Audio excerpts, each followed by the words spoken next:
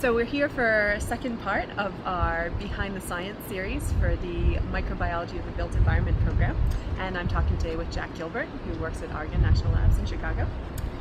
So we've got a couple questions for you. So first of all, how did you become interested in the microbiology of the built environment? I'm traditionally a marine microbiologist, so I'm interested in bacteria that live in environments and how those bacteria respond to temporal changes, so time changes in nutrients and pulses of the animals and plants that they intermingle with. And so it was very interesting to me to take the bacterial processes and understanding of succession that we had been exploring in marine systems for so long and have a look at what happened in a building. Traditionally, it's always also been very hard to justify to the public why I'm interested in bacteria in the sea. It suddenly became very easy to justify our research, especially to my mum, on the kinds of processes which happen in built environments. Why did I want to study the sea when I could study bacteria that were directly interacting with us? And that was actually our first foray, and so we moved into the Home Microbiome project, homemicrobiome.com, which was a first investigation of how humans interacted with the bacteria in a built environment inside a house where you spend a large amount of your time. Most of it asleep, but still. Yeah, I work on deep sea worms, so I have an even harder time justifying my research. Yes. At least, surface bacteria have some relation to people. Okay, so you've just got a new Sloan project funded, so can you tell me a little bit about that?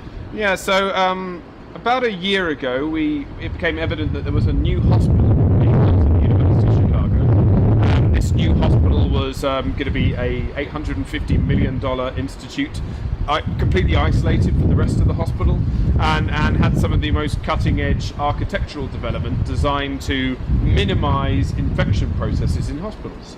So, hospital-acquired infections kill an awfully large number of people in the US a year, these so-called multi-drug resistant bacteria.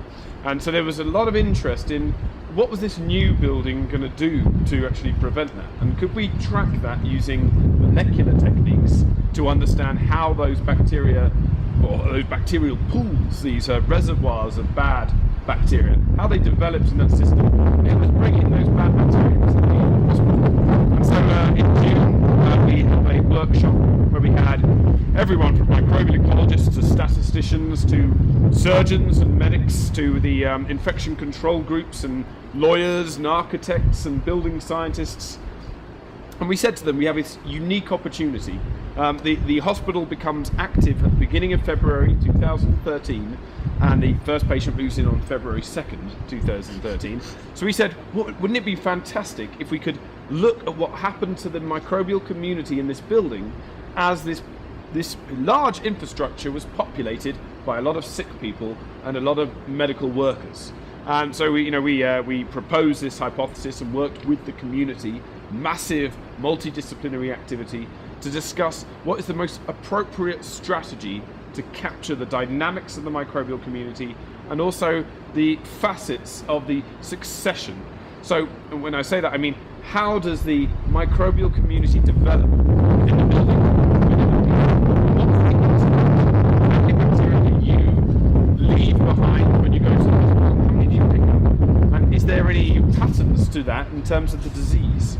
So that was very important to us, and it captured the imagination of a lot of people in the medical sphere who hadn't really considered the use of these technologies, and also captured our imagination as a marine microbial ecologist.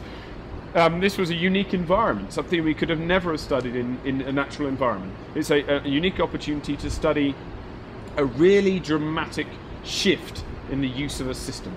Yeah, and it's always funny to me, you think that hospitals are completely different from marine ecosystems, but when you're talking about the approaches, I mean, you can learn so much from these really well-designed, systematic studies, so it sounds like a really interesting project.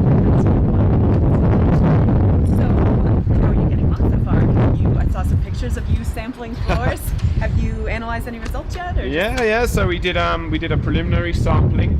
We took a bunch of researchers and program officers around the hospital infrastructure that currently exists, and as we went around, we took our Q-tips and we swabbed different surfaces, and we even swabbed the shoes of the people walking around before they entered the hospital and after they entered the hospital. Jack likes shoes. I love shoes.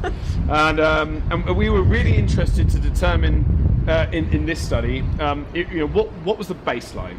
This isn't a investigation I will publish, but it's something which gives us some kind of perception of the variability between a toilet and a shower head, between the water system at the top of the building, between the ice spigot in the ice making machine on the system, or the operating room floor to the bed area where the patients will actually be living.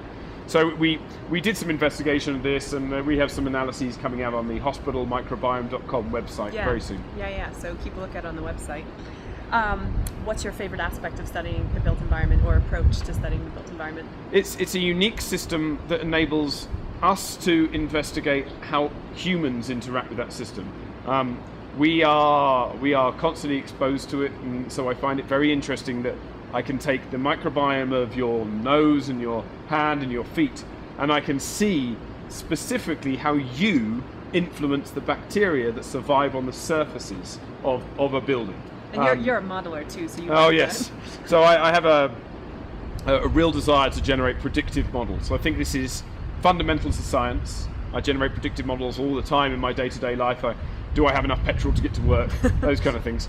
And so I'm very interested in how we can use this information to enable medics and architects and building scientists to better plan architectural development of buildings.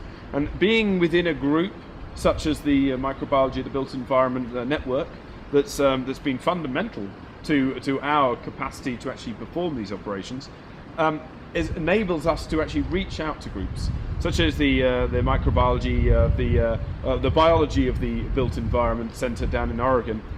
These guys are very interested in these topics, and we hope that our research initiatives designed to understand microbial succession in ecology will enable them to develop better and more appropriately designed buildings. Yeah, and that's one of the things coming out of this meeting, is that interaction between groups is so important, because it's almost overwhelming to do some of these studies when you're dealing with 13,000 samples. Yeah, this is I think the largest study in the currently in the microbiology of the built environment. 13,000 studies in samples in a year is a lot. Slightly. I deal with 12. So finally, just to finish up, what's one big scientific question you think in the microBEnet community? So I'm currently very interested in the development of appropriate tools to analyze quantification of microbial populations in certain areas. That's maybe a big question for the whole of microbial ecology. For the last 7 to 8 years, we've been playing around with our new toys, our new sequencing machines, our new kits that enable us to really get in depth at what the ecology of the microbial community means. And now we have to really take a step back and say, well, we found out an awful lot, but what's the next step? The next step is, can we quantify those processes? Everything we've learned, can we put it in some kind of quantifiable measure that enables us to say, this number of bacterial cells occurs at time point 1, this number at time point 2, this number at time point 3, and those changes will influence how we perceive the successional development and the ecology of that system. So I would say understanding quantifiably the microbial processes in the built environment is fundamental to generating predictive analyses and fundamental to driving forward a better design of those buildings to reduce and minimize the impact to humans. Yeah, and that's a big question, I think, in all communities, especially the eukaryote and the marine community too. So, great. Well, thanks for chatting with us. No worries.